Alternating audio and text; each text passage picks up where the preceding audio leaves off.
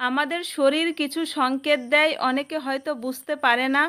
যেমন পেট ভরে গেলে আমাদের 3বার ঢেকুর ওঠার সংকেত পাই। প্রথম, দ্বিতীয়, তৃতীয়। তৃতীয়বারের পরে আর খাওয়া উচিত নয়।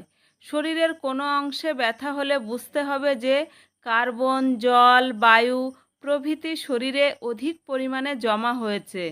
নাক দিয়ে জল পড়া বা হাঁচি হওয়ার অর্থ হলো বাড়তি জল শরীর থেকে বেরিয়ে যাচ্ছে।